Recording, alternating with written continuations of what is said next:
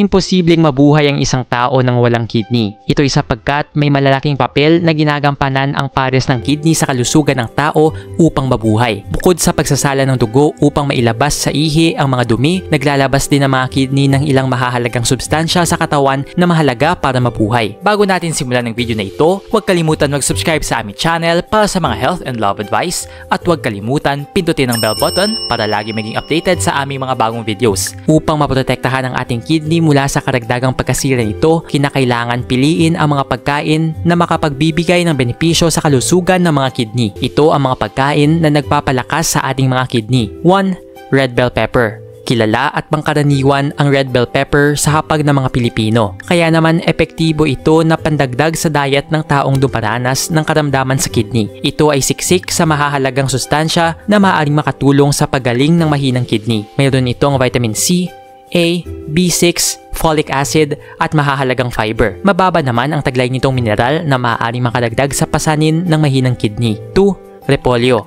Ang repolyo ay isa rin sa mga pinakakaraniwang gulay na kinakain ng mga Pilipino. Ito rin ay mayamang mapagkukunan ng mahalagang phytochemical na kayang protektahan ang katawan mula sa nakakasamang free radicals. Mayaman ito sa vitamin K, C at mahahalagang fiber. Mayroon din itong vitamin B6 at folic acid. Ito ay ideal na pagkain para sa mga sumasailalim sa dialysis. 3. Cauliflower. Makapagbibigay din ng mahahalagang sustansya at bitamina ang gulay na cauliflower sa mga taong may mahihinang kidney. Ang mahahalagang sustansya na kailangan ng kidney gaya ng vitamin C, folate at fiber ay matatagpuan din sa gulay na ito.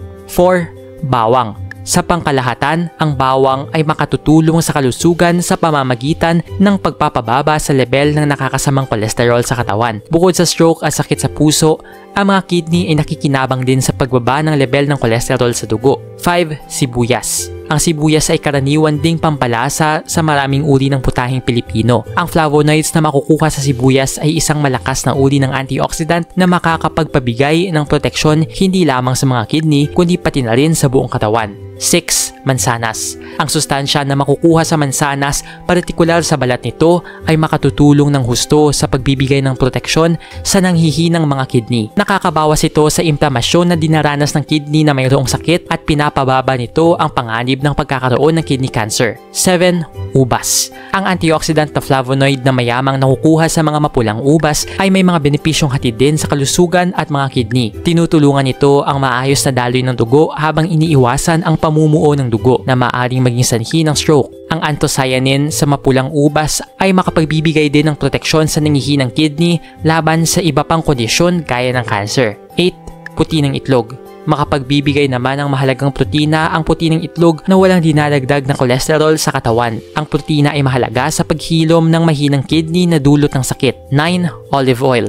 Ang monounsaturated fat na makukuha sa olive oil ay makatutulong sa pagbibigay ng proteksyon sa kidney laban sa karagdagang sakit na maaari makapagpahina pang lalo sa mga kidney. Bagaman may kamahalan ang presyo nito, malaki naman ang maitulong nito sa pagpapanatiling masigla ng mga kidney. 10. Strawberry. Ang mapupulang strawberry na karaniwang nakikita sa Baguio at Benguet ay mayaman din sa anthocyanin at elagitanin na mahalagang antioxidant. Mayroon din itong vitamin C at mahalagang fiber. Ang mga sustansyang ito ay pare-parehong makatutulong sa pagpapanatili ng kalusugan ng mahinang kidney. Nag-enjoy ka ba sa video ito? Please hit the like button and subscribe sa aming channel para sa iba pang video tulad nito. Salamat sa panonood!